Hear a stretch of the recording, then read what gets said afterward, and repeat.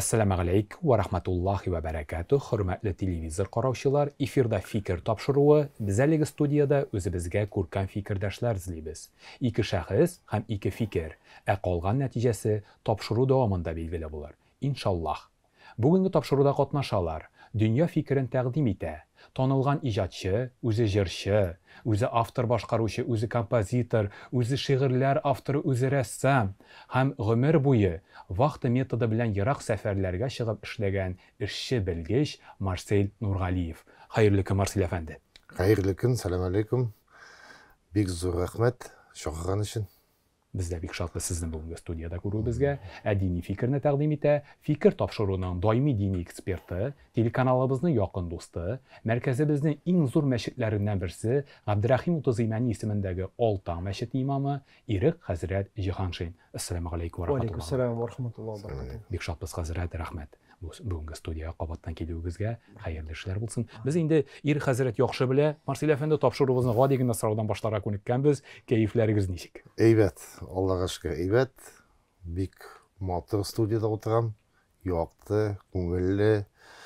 Alhamdulillah. Tog'an asad deymaydi. Mana bugun shohidimiz men bek shod. O'zim endi hozir bu kunlarda pensiyada. Ko'p yillar ishladim, yosh pensioner. No, u yoqdan endi men tik o'tirmayman, o'zim uyda ozgina ijod yozayman, ijod etib yozayman.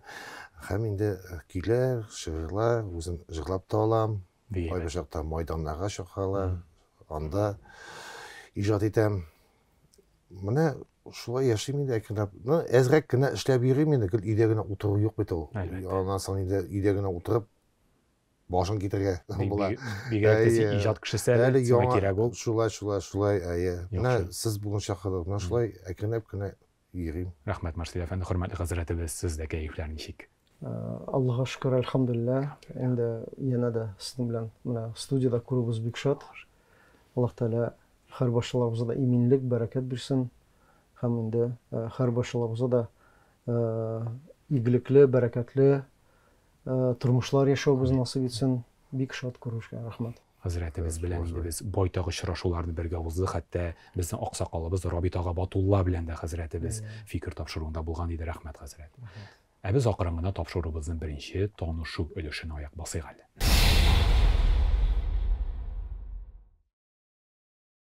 Tanishuv ulushini boshlab jibaramiz. Hurmatli qo'noqlarimiz, tanishuv ulushida fikrdash o'zi bilan o'zi tanishtirib o'tirmay, yana shu o'tirgan fikrdaşının umr bo'yi boshqargan ish tarmog'ini o'z fikrini bildirib ketarga tegish. Hurmatli Marsel abi, yana shada markazimizning eng tanilgan hazratlaridan birisi Iriq Hazrat Jihanshin o'tira. Dinga munosabatingiz bugungi kunda nindi ekan? Marsel Nurg'aliyevdan eshitasiz, rahmat tegizadi. Din deb aytu bek og'riq menga. Chunki men hali dinda bek o'tirmayman. O'zim totar jigiti bo'lg'ach, musulmon kishisi bo'lg'ach, endi bismillah o'qib yurayim, masjidlarga yurayim, madrasalarga yurayim. Hamma mana ertan turg'ashында tovuqni olasan bet endi. Oshqa solganda da onda bismillahirrohmanirrohim deb aytib qo'yaman endi. Allohga shukr. Alik endi mana men vaqt sistemada yurganda uyda endi butun biz o'tiramiz divonga. Jiroq yo'lga chiqqanda, uzun yo'lga chiqqanda, chunki Ufaga boramiz, tuni bo'yi ondan so'ng samolyot bilan uchamiz 5 soat safar ko'tira. Shuning uchun o'tiramda endi, a'udhu billahi minash shaytonir rojim, bismillahirrohmanirrohim, Robbana atina fid dunya hasanatan va qina azabal hasanatan hasabunna bi rahmatir Allohu akbar deb eson sog'una borib, eson sog'una ishlab qo'ytirga deb mana nasib etib, mana shulay o'tirib yo'lga chiqib ketaman endi. Bek ko'rkam Marsel afandi, rahmat javobingiz uchun. Iriq hazratda qanoat qolgandir deb umidlanam. Hurmatli hazratimiz, mana yana shagizda umr bo'yi vaqt metodi bilan yiroq safarlarga chiqib ishlagan ishchi, ijodchi o'tira. Yiroq safarlar ishini munosabatingiz nindi ekan? Bismillahirrohmanirrohim. Durustanda Alloh subhanahu taolo Qur'oni Karimda bek ko'p joylarida bizga shunday oyatlar keltiradi. Ustoz bilan Fasiru fil ardi deb mana shulay boshli oyatlar payg'ambarimizga aytadi, dunyoni gezib yurig'iz deb aytadi. Ya'ni bir-birigizни tanıгыз, халыкларны tanıгыз, аларның культураларын, аларның яшәешләрен.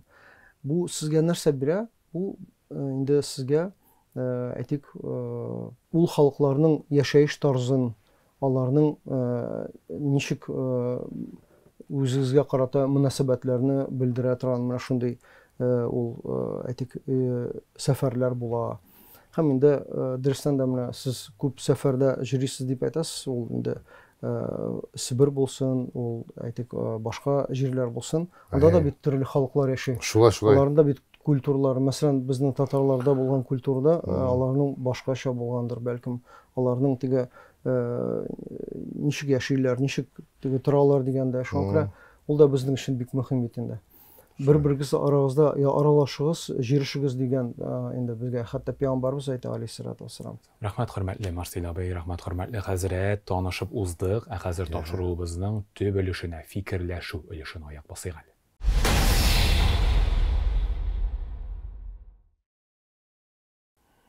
Фикерләшү өлешен башлап җибәрәбез. Хөрмәтле хәзрәт, хөрмәтле Марсель әфәнде, фикердәшләр. Бүгенге тапшыруга инде гомер буе вакыты методы белән ерак сәфәрләргә чыгып эшләгән эшче белгеч килгән икән.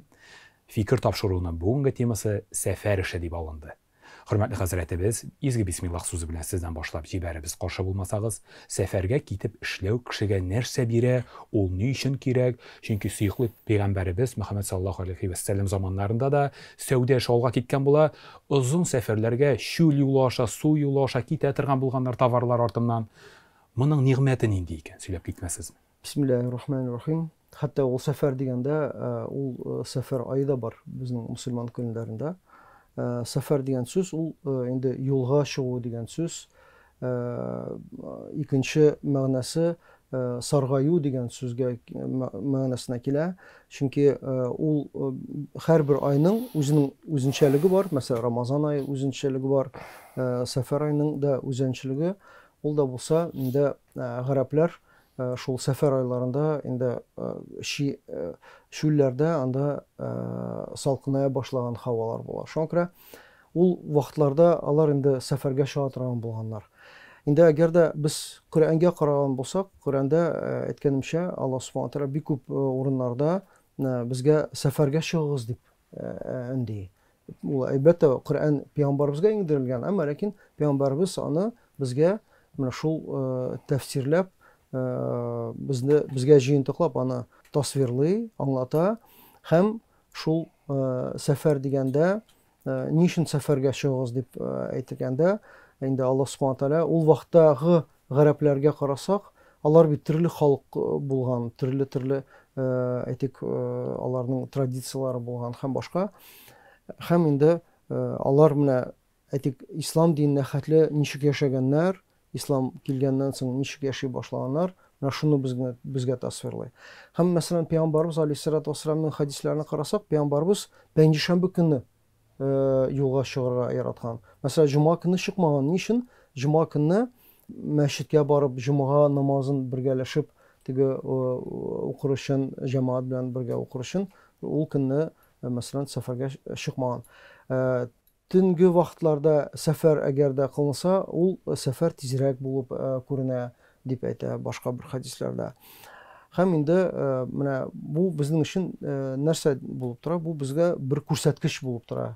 Сәфәргә әзерләнү. Мәсәлән, сәфәргә чыгар алдыннан 2 рәкать намаз уку.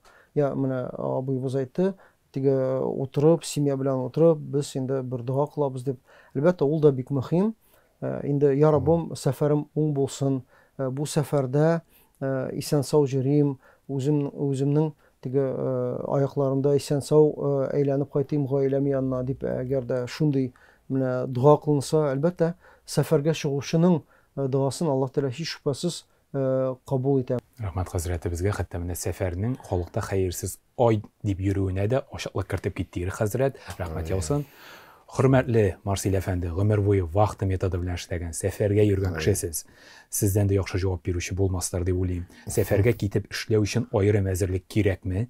Сәфәр эше кешедән нинди сыйфатлар таләп итә? Җавап биреп китмәсезме? Һәр кеше үзен юлын үзе алып бара инде ул. Үзенә ничек дөрес әйтергә, сам свою жизнь выбирает дип Үз тормышын үзе сайлый ма? Сайлый, Мин инде армиядан кайткач, яшь вакытта иптәш дустым мине Сугытка чакырды.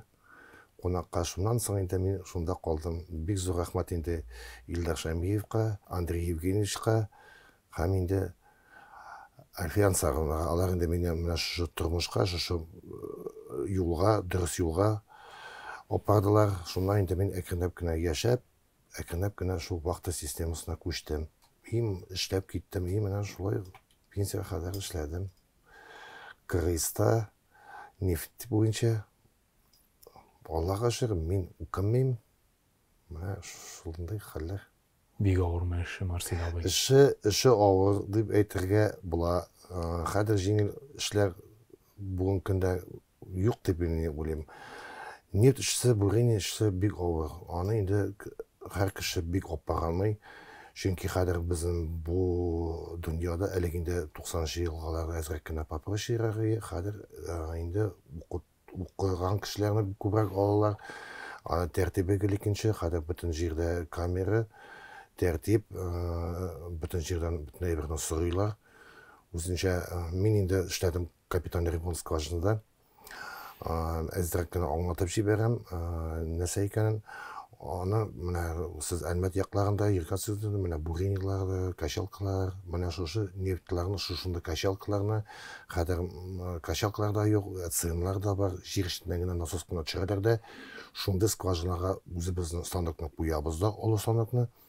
Минем инде ул бригада баса.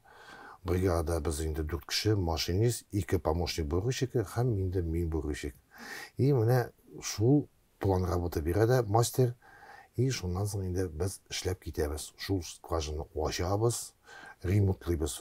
Ни өчен ремонтлыйбыз? Анда ултыгыла, кайбышакта нефть бирми, аны осваивать итәргә кирәк. Скважинаны ачып, һәр вакыт турба төшә. Авыр эш, 2 бомба берсе ачкычта тора, берсе турба бирә, анда второстепенный эшләр дә бик күп. Спецовкада эшлисең, бөтенләй тәртибен, охрана турдан соблюдәсең. Bütün җирдә начальство, хәзер кая карама, сине гүл карап кына тора, тикшереп тора, сулга ягамы басырга, уңга ягамы басырга. Шуның өчен мин инде була шайрап кына әйтәм иде. Но ул дөресен авыр эш. Нефть турбаны төшерәсең, шабан итәсең, скребовать итәсең, осваивать итәсең, скважина, аннан соң инде bütün эшләрен эшләп бетергәчтән яңадан насос төшерәсең дә, качалканы запускать итәсең дә, нефть инде из недр земли на подъем, на поверхность трубоводка китә, проводтан соң китә ул газуларга, ДНСларга, КНСларга, анда уже добычага китә, һәм ул нефть уже чистарып судан, газдан күчә инде трубопровод буенча инде нефтехимические производительностьларга, то есть нефтеперерабатывающий заводларга. Аннан инде безнең чыга нефттән галош, бияләй, резиналар, бөтен әйбер. Аның күп әйбер чыга, пластик трубалар чыга. Иң нефть буенча инде безнең ул нефтепродуктная продукция, ул бензин һәм солярка беренче урында. Onun için менә шундай эштә мин. Рәхмәт, мин эшләдем. Марсель әфәндене белеп киттек, нинди эштә эшләгәнен. Менә шулай. Мин бик шат инде эшләгән. Хәзер пенсияда булгач инде. Әлхәмдүлилләх, исән сау. Аллага шөкер. Яшьләргә Ходай ясаган шундай эшләр. 28 ел бит хәзрәт, 28 ел. Хөрмәтле хәзрәтебез, Марсель абыйга рәхмәт әйтеп, сезгә дә күчик, киләсе сорау шундый булыр. Сәфәргә китеп эшләүнең хәзрәт уңай яклары да, тискәри яклары да бардыр. Алар кайда? Тискәри яклары ничек җиңәргә, өйрәнергә? Диндә дә төп сыйфат сабырлык. Фикерегезне белдереп китмәсме дини фикер? Бисмиллаһир-рахманир-рахим. Менә дөрестән Себергә яисә башка җирләргә вакыты белән китүче кардәшләребез бар. Әмма ләкин аларның арасында кайбер шундый менә сүзләр ишетергә мөмкин. Хәзрәт, мин менә киттем эшләргә, инде акча эшләргә, семьям өчен. Әмма ләкин инде минем хатыным миннән аерыласы килә. Ни өчен? Чөнки мин инде 3 ай, 4 ай, 5 ай, 6 ай вакытыда җөрим. Аннан соң кайтам, балалар да мине күрми, хатын да күрми дигәндә, Ансыз менә шундый проблема белән мин берничә кешедән ишеткән бар. Ислам динендә 3 айдан күбрәк ир хатын мәсәлән, әгәр дә яшиләр икән, 3 айдан күбрәк бер-берсеннән аеры калырга тиешле түгелләр. 3 айдан име? 3 айдан күбрәк.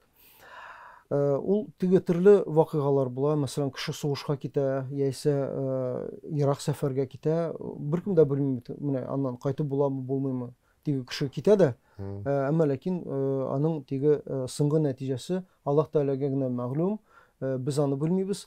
Һәм инде без әйтәбез, менә әгәр дә кеше китә икән шундый озак сәфәргә, һәм шул сәфәрдә, мәсәлән, без әйтәбез, әгәр дә кеше 14 көннән күбрәк барачак җирдә кала икән, ул инде сәфәрдә булып санала. Менә, мәсәлән, китте ул Мәскәүдә тора, яисә Сургутта тора, Казан, үзе асыл Казаннан, гаиләсе Казанда, балалар Казанда, әтиәниләре Казанда, үзе китте, мәсәлән, Мәскәүгә, яисә башка еракча 100 чакрым әгәр дә ераклыкта бер урын булса, инде ул сәфәр булып санала. Һәм ул сәфәргә китү белән 2 атнадан күбрәк тора икән, инде ул намазларын да кыска итеп укый. Һәм әгәр дә, мәсәлән, тагын да озаграк вакыт эчендә калырга аның нияте бар икән, һәм ул шулай белә икән, аның гаиләсе дә аның белән бергә булса, тагын да хәерлерәк. Ни өчен? Чөнки ул үзе инде нишли, үз-үзен гынахлы әйберләрдән тыя торган була, зинадан, хәмердән һәм башка. Һәм шулай итеп, чөнки никах белән булган вакытта хатын кыз ирне, ир кеше хатын кызны харам эшләүдән алар бер-берсен ничектер тыюда ярдәм итәләр бер-берсен. Мәсәлән, Пәйгамбәрбез әйтә, "Ла тaqrabu зина", зинага яклашмагыз дип әйтә.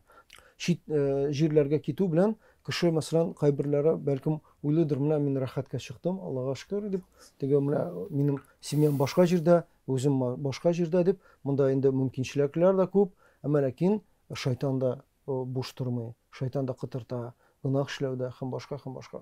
Менә мондай әйберләрне күз алдында тотырга кирәк. Шуңа күрә кайбер кардәшләрдән ишеткәнем бар, хәзрәт, минем хатыным инде миннән аерылысы килә, мин инде теге үзем тора алмыйм, мин әгәр дә кияүгә чыккан булсам, мин ирем белән, балалар белән бергә торырга минем ниятем бар иде, әмма ләкин ирем алай эшләми, мине кимсетә, мин инде шундый хәлгә килдем дип, кайбер хатын-кызлардан да ишеткәнем бар. Хәтта ашларга барганда да, менә без инде үзебезнең чирабызда әйтәбез, менә әгәр дә кеше мөселман булса, ул бит инде үзен тота, намазын да укый ул, анда мәчетләр дә бардыр, сезнең бара торган җирләрдә шулай бит инде. Бар. Әйе. Шуңа күрә, шуңа карамастан, әгәр дә инде мөмкинчелек булса, гаилә белән бергә барырга. Гаилә белән бергә барырга һәм кайтырга. Әгәр дә озак тора икән, шунда гаиләсе белән бергә. Чөнки бара торган җирләрдә мәктәпләр дә бар. Бара торган җирләрдә әгәр дә бер эштә эшли икән, анда оешма ягыннан бәлкем идә бирәләрдер. Теге ул вагончыкта яшәмидер инде. Идә бирәләрдер гаиләсе белән бергә. Общежитиеларда шулай итеп, менә кеше нишли, һәм акча эшләргә бара, акча эшли, һәм гаиләсе аның янында була. Менә бу бик мөһим. Менә уңай һәм тискәре якларында берип киттек. Ире хәзрәт Марсель абый әйтте. Төп тискәре сыйфатларының берсе гаиләңне озакка калдыру. Киләсе сорауда шул турыда булыр. Сезгә сәфәргә китеп эшләүнең әлбәттә төп кыенлыгы гаиләңне калдырып китүдер мөгаен. Ерак эш яхшы түләүләр дип ничек гаилә мөнәсәбәтләренә зыян салмаска, синең очрагың ничек булды, Марсель абый? Сөйләп китәле. Менә эшкә киткәндә мин булай дип уйлыйм инде. Минем үземдә шулай булды. Эшне сойлап алганда, кая китәсең син? Кая син барасың эшләргә? Аны син өйдә хатының белән сөйләшеп куярга алдан тиеш. Була анда җиракта вакыт системында хәрле моментлар була. Менә соңгы тапкыр инде үзегез беләсез, коронавируслар булды. Biz 3 ayda kaldık. Onu bir toz dünya bilmeyi. 3 ay. Günütü 12 saatlap işleybiz. Ondan sonra indi kim şiirli? Şiirlep gitti, senin aşağısı soruyor. Mene yok kişi kalasın mı? Kalsan indi sen bir ay uzunun için işledin. Bir ay onun için işledin. Dağı bir ay dağı Үзең өчен эшләргә кирәк.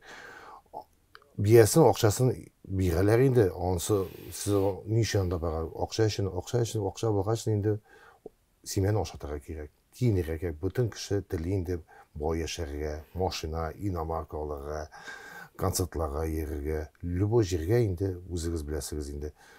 Кеше шуның өчен эшләп йөри.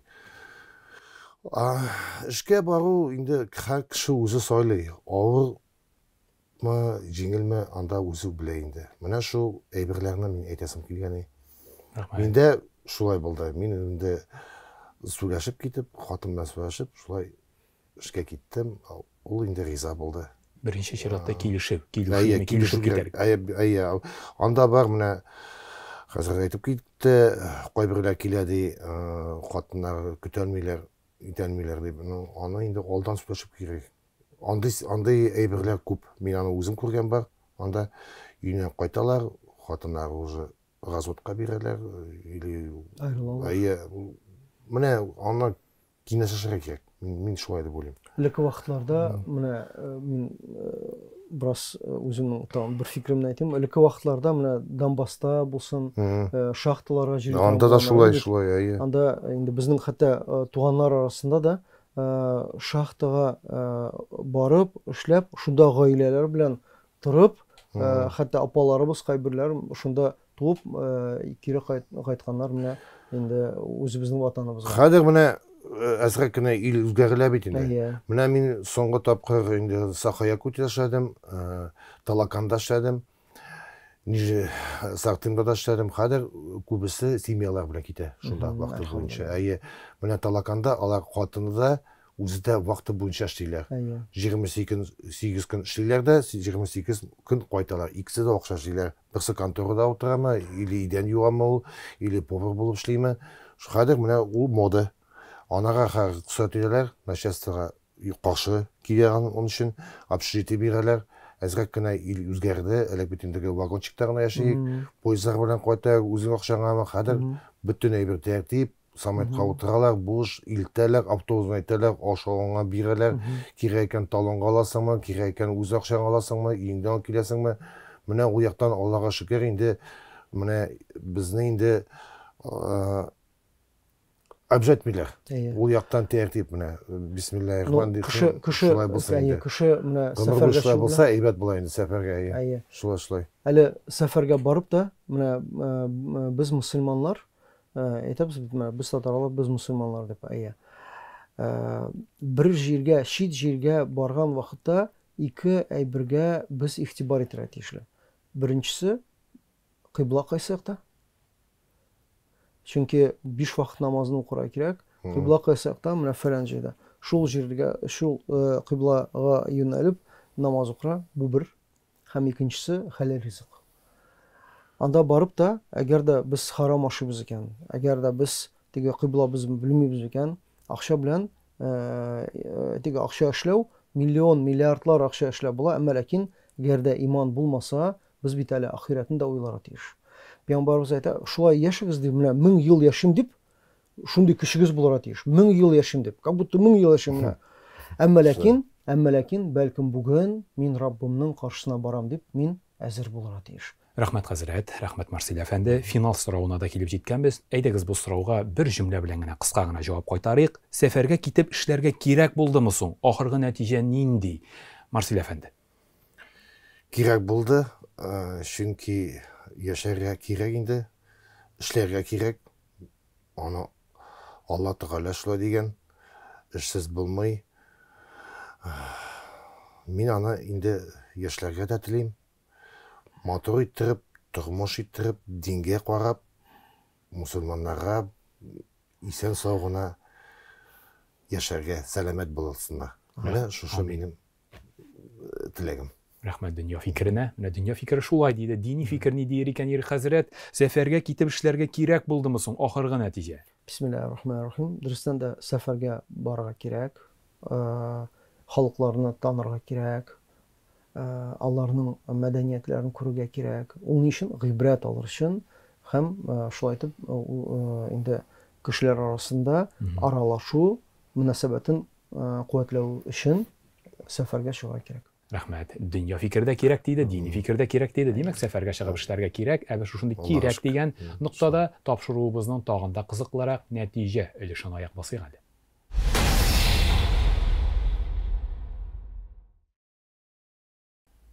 Нәтиҗә өлешен башлап җибәрәбез. Хөрмәтле фикердәшләр, дини фикер һәм дөньяви фикер, сез хәзер бу өлештә бер-берегезгә сорау бирергә тиеш буласыз. Ул сорау янәшә утырган фикердәшнең эш тармагына бәйле сорау булырга тиеш. Хөрмәтле Марсель әфәнде, янәшәгездә мөхтәрәм хәзрәтебез Ире хәзрәт Җиһаншин утыра. Нинди күңелегезне борчый бергән дини сорау бар? Рәхим итегез, хәзрәтебез хозурыгызда. Менә нәрсә әйтергесе килә инде минем. Дингә ничек күчәргә микән? Менә әле мин үзем күчмәгән, менә ничек башлап җибәрергә? Менә шундый сорау минем бар иде. Кирәк сорау. Бисмиллаһир-рахманир-рахим. Дөрес әйттем бу айда. Бик дөрес әйттегез. Беренчедән, ул күңелдән башлана. Күңелдән. Кеше үз күңеле белән, мәсәлән, бер сезгә мисал әйтеп китәм, бер генә шундый кыска гына мисал. Бер дус малаем бар. Ул шулай, мин татар, мин мусульман дип әйтә торган булган. Әмма ләкин элекке вакытларда мәчеткә җирмәгән. Бер көнне шундый бер форсат булган. Туктале, мин мәчеткә керим әле дип туктаган мәчет янында кергән. Һәм мәчеткә керү белән менә шул мәгънәви һаваны итеп менә шулай алып, үз-үзенә сүз биргән. Бу көннән соң мин менә башка теге начар йогынты ясый торган менә тәмәкеләрне, төрле хәмерләрне мин кулланмаячакмын. Бу көннән башлап мин үземә сүз бирәм дип әйткән һәм икенче көндә менә мәчеткә килгән һәм икенче көнгә килү белән бер дус малай әйтә, "Энем, әйдәле бергә хаҗга барыйк әле" дип менә шундый фикер биргән. Беләсезме? Аллаһ Тәгалә ничек менә шул фикерне алмаштыра. Һәм әйтәсем килә, менә беренчедән Аллаһ Тәгаләдән сорарга кирәк хидаятны. Я Раббым, миңа туры хидаятлы юлны күрсәт. Шул туры юлдан тайпылмыйча үземә, гаиләмә, балаларыма барган насыйп ит дип менә шулай теләргә кирәк. Һәм аннан соң инде бу гамәлне кылырга. Иннамал амалу бинният. Бүтән эшләр ул башта инде нияткә карата башлана, фикергә карата башлана. Менә иң беренче шул ният, фикергез булса, һәм икенче ул инде гамәл. Шулай итеп, кешедән үзеннән тора дип аңладым инде. Нык теләк кирәк инде. Иң беренче теләге булса инде барасың. Аллаһ Тәгалә сезнең хәлегезне алмаштырмас, сез үзегезнең хәлегезне алмаштырмаганча. Аллаһка шөкер. Марсель әфәндегә нинди сорауыгыз бар? Гомер буе вакыты методында эшләгән сәфәр. Бисмиллаһир-рахманир-рахим. Менә Марсель әфәнде, сезнең әниегез дә бардыр шулай бит. Бар, әнием бар. Исән саулыгына, Аллаһка шөкер. Менә сез иң бәхетле кеше. Сез иң бәхетле кеше, чөнки безнең җәннәтебез, менә әйтә, без балалар, безнең җәннәтебез, безнең әниебезнең аяклары арасында әниегезнең дуасын алып сәфәргә чыксагыз, Аллаһ Тәгалә сезгә бүтән шундый хәерле юлларны ачар. Рәхмәт. Шундый сезгә теләк, шундый фикерем булсын дип, мин сезгә шундый изге теләк телим. Рәхмәт. Изге теләк булды хәзрәтебездән. Рәхмәт. Рәхмәт. Бик зур рәхмәт. Рәхмәт дөнья фикере, рәхмәт дини фикер бүгенге тапшыруда катнашканыгыз өчен. Алла бирсә тапшыруларыбыз хәерле имин нәтиҗәләре, файдалары була торган имин тапшырулар булсын иде. Амин. Амин.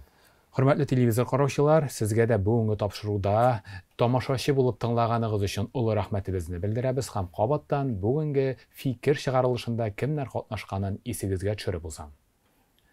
Дөнья фикерен тәкъдим итте танылган иҗатчы, үзе шагыйрь, композитор, җырчы, автор, башкаручы, рәссам һәм гомер буе вакыты методы белән ерак сәфәрләргә чыгып эшләгән эшче белгеч Марсель Нургалиев. Бүтәнегезгә дә телим сәламәтлек, байлык, озын гомер, исән сау яшәгез. Дини фикерне тәкъдим итте. Фикер тапшыруының даими дини эксперты, телеканалыбызның якын дусты, мәркәзебезнең иң зур мәчетләреннән берсе Габдрахим 30 Имәни исемендәге Алтан мәчет имамы Ирек хәзрәт Җиһаншин.